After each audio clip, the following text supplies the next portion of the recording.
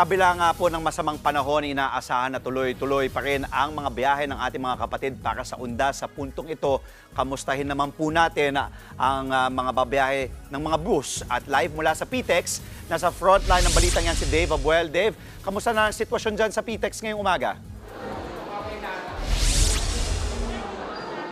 Andre, isang araw bago ang Undas, tuloy-tuloy na ang dating ng mga pasahero rito sa Parañaque Integrated Terminal Exchange o PITX.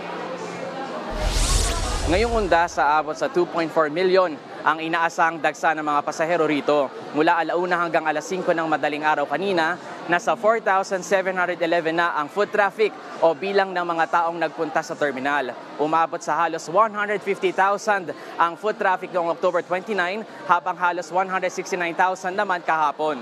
Ilan sa mga maagang nasa terminal ang magkaibigang Imelda at Susan na galing Sorsogon. Papunta sila sa Bulacan para bumisita sa puntod ng ina ni Imelda at para makabanding ang ilang kaanak doon. Bakasyon naman ang plano ng pamilya ni Sweet dito sa Parañaque. Galing pa silang Naga at iniiwasan ng dagsa ng tao at traffic sa Naga City kaya sa Parañaque muna sila mag-uundas. Parehas na bahagyang nausog ang biyahe nila Imelda at Sweet dahil sa bagyong Christine. Samantala, ayon sa reception area ng terminal, wala pa naman daw napapaulat na canceled trips. May mga nakaistasyon na mga pulis dito para tiyaking ligtas ang mga pasahero sa terminal.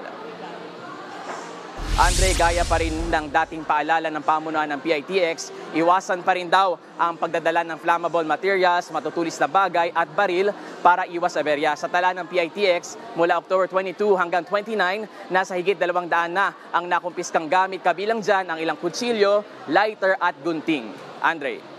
Maraming salamat. Mag-iingat kayo dyan. Live po mula sa PTEX, Dave Abuel.